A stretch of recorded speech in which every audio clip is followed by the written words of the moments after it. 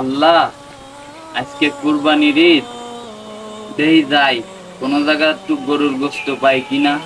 অনেকে তো কুরবানি দেবে, যদি একটু গোস্ত পাই চল মেয়ে কয়টার মুই একটু গোস্ত বাদ দিতে পারবানি। যাই।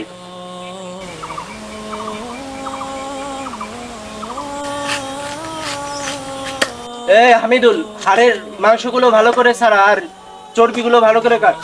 আর তো আছেন তুই সিনার মাংসগুলো ভালো করে কাট। বলি যে এগুলো টুকরা করে ভালো করে পাশে তো এক পাশে তো।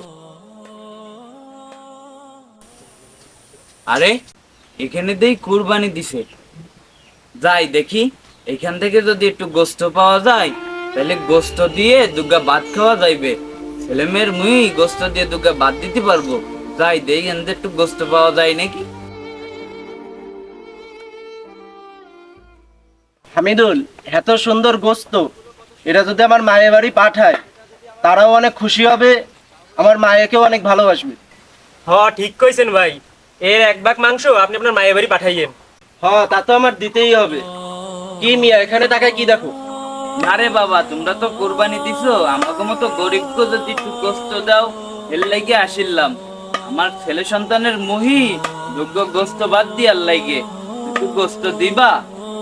কিরকম কথা কইলে চাচা? এখানে দেওয়ার কোনো পরিস্থিতি নেই। এক ভাগ আমার মায়ের জামাই বাড়ি পাঠাতে হবে, এক ভাগ নিজের জন্য রাখতে হবে, প্লাস আর এক ভাগ দিয়ে আত্মীয় স্বজনদের দাওয়াত দিয়ে খাওয়াতে হবে। এখানে তোমাকে দিয়ে কিভাবে? এখানে দেওয়া যাবে না, তুমি যাও চাচা। বাবা, আমারে কি একটু গোস্ত দিয়া যায় না? বাবা দাও একটু, আমার একটু গোস্ত দাও বাবা। না চাচা, তোমার দেওয়া যাবে না, তুমি এখান থেকে যাও যাও। এরকম ছোট লোক যে কোথা থেকে আসে। মাংস কাট, ভালো করে মাংস কাট। এই শোন বেটারা, এই যত বড় গরু আমি কুরবানি দিছি, এর অন্য সংগঠনের কোন নেতার এত বড় গরু কুরবানি দিনি। হ্যাঁ ভাই, আপনার গরুটা এবার অনেক বড় বিশাল একটা গরু হয়েছে। এই শোন, এই গোস্ত এক ভাগ নিজে রাখবো আর দুই ভাগ সংগঠনের লোকদের দেবে। সংগঠনে যদি এই গোস্ত দিই আমার সম্মানটা কত বাড়বে জানিস?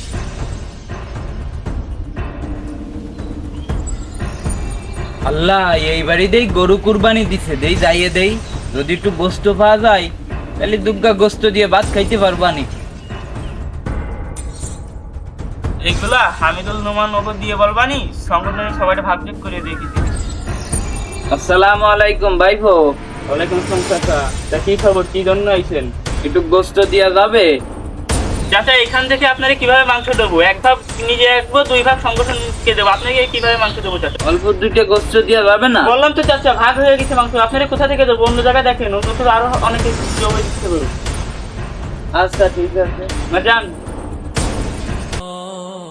আল্লাহ, কোথা থেকেও গোস্ত পালাম না। ছেলে মেয়ে কয়টা কি শুধু ভাত খাবে জানি না। যদি একটু গোস্ত পাতাম তাইলে এই গোস্ত রাইন্দে ওকে মহিদুজ্ঞানা ভাত দিতে পারতাম।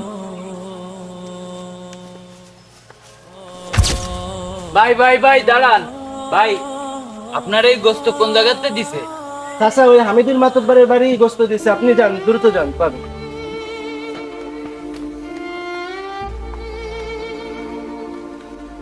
এই দ্রুত গোস্ত বাড়ি পাঠিয়ে দাও। ভাই ভাই দাঁড়ান দাঁড়ান ভাই। কি হয়েছে, কি হয়েছে ভাই, আপনার কি হয়েছে? ভাই, আমার একটু গোস্ত দেন। আমার ছেলে মেয়েগুলো গোস্ত ছাড়া ভাত খাবে, আমার একটু গোস্ত দেন। না, এখন আর দেওয়া যাবে না। যা দেওয়ার আমি প্রথমেই দিয়ে দিছি, আর যা ছিল তা বাড়ি পাঠিয়ে দিছি। এখন আর দেওয়া যাবে না, জান।